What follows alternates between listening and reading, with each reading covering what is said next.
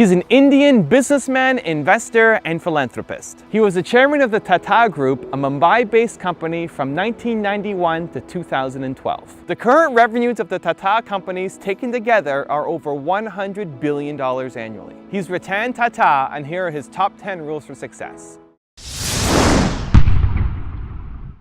Far more is gained by walking on the shop floor and talking to the people and trying to communicate. One of my weaknesses has been, I think, I've never communicated enough or adequately with our people, partly because I'm a shy person, and secondly, because I didn't realize the importance of communication. But I think communication with the employees is an exceedingly important function that any company chairman has to do and be visible in that sense. The great success is the large companies of this world, and there are many, and many successful companies. Or are they the companies that took chances, where individuals started in garages, where ideas were born? Where did Microsoft, where did Apple, where did Amazon, where did Google, where did Facebook come from?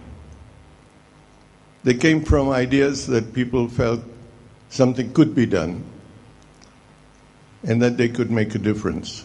I probably would not have returned to India, except my grandmother fell ill. So I came back because she was ill. And I stayed in the United States. My life probably would have been very different. I was very happy there and very comfortable. I had a very satisfying job. And when I came back here, I mentioned the first 8 years were frustration. My masters thought that the best way to teach me how to operate, when I don't think anyone at that time had thought that I would be Mr. J.R.D. Tata's successor. So I was on the shop floor, shoveling limestone, working in the furnaces, and I kept asking myself, why am I doing this? And so perhaps looking back, the most significant incident in my life was just my obstinacy to remain here rather than to go back. My view is that trust is an underlying foundation for the way people look at you, people look at your business, people look at the way you operate your business. Trust is the basis on which you live by your contractual obligations. And I think trust is more important than anything else.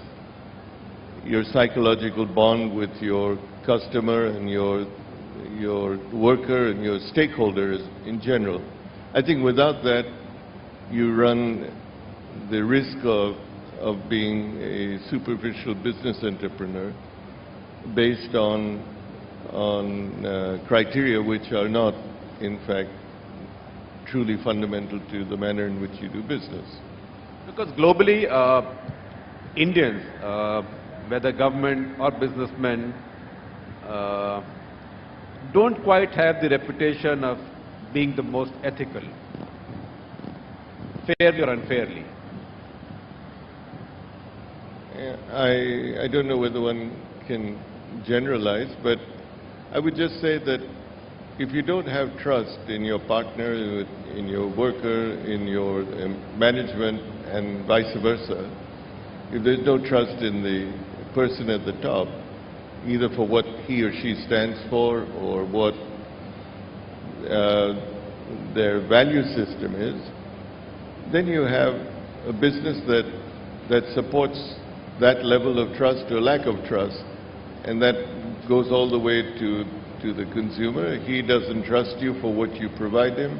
He doesn't believe in your claims, and you have, in fact, a poorer form of business, and yet ethics and values becomes a very major part of it.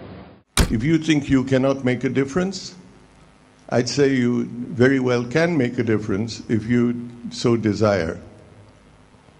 That you are humble as you look forward. If you speak or sit next to a Nobel laureate, he never tells you that he won a Nobel Prize.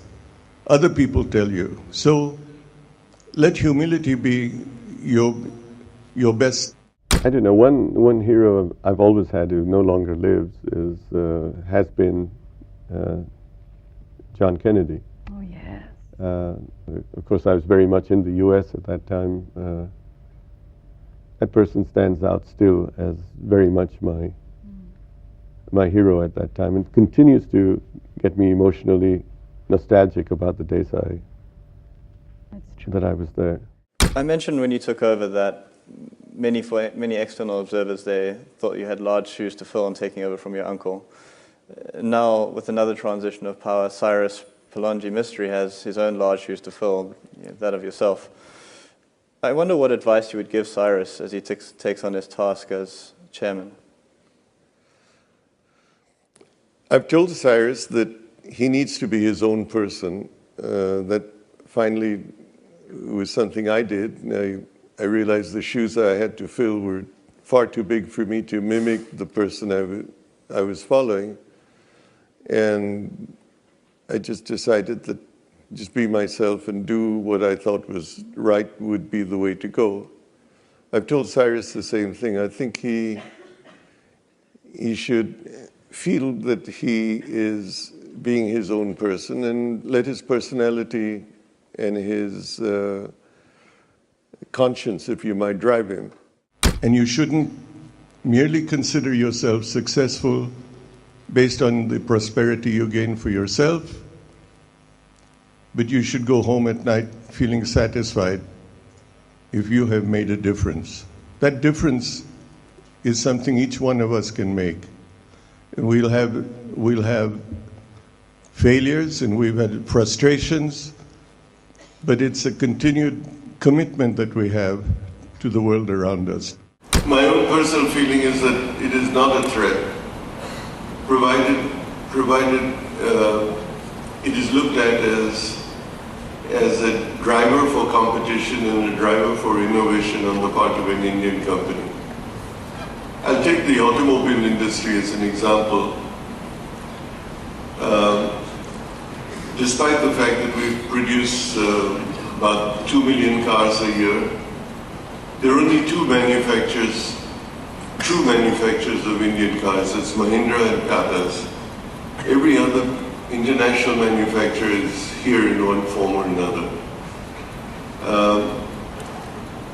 Yes, there are disadvantages because scale, etc., is far bigger in the foreign manufacturers, but if you look before that, the 50 years of automobiles, we had two manufacturers who never increased their production for more than 50,000 cars, who never changed their model, who never innovated, who never gave the market anything other than what they produced, and the market just bought what they did. You waited 7 years for a car, 10 years for a car. So if you look at the two examples, has India benefited? I would say yes. And do the two Indian manufacturers gain anything from this open market? Yes, because we're driven to compete with those people. And the day we look at that they're meant to drive us out, I think we as a nation would lose out. All of you are being trained to be innovative and hopefully outdo the MNCs when they come here. It's our job as employers to encourage you to do that, to encourage you to break new ground, to think out of the box. And it's for you to do it, and for us to support it. So I don't think we should look at MNCs as a threat. I think we should look at them as a motivator to be more competitive and beat them. The greatest pleasure I've had is trying to do something that everybody says could not be done. I'll just share perhaps a a moment in time which I will always cherish. I decided that India could produce its own car. Everybody, my friends overseas in the automobile business, said that this couldn't be done. We had to go through a collaboration to get know-how, get technology. But we undertook to produce this car. You saw images of it in the video. It was called the Indica, and we produced it in India, totally of Indian content.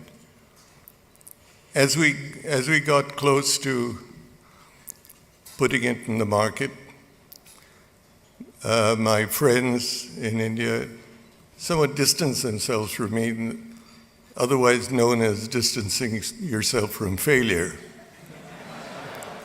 And when the car came out, I suddenly felt that I didn't have a friend in the world, and that all the warnings that people had given me were probably going to come true.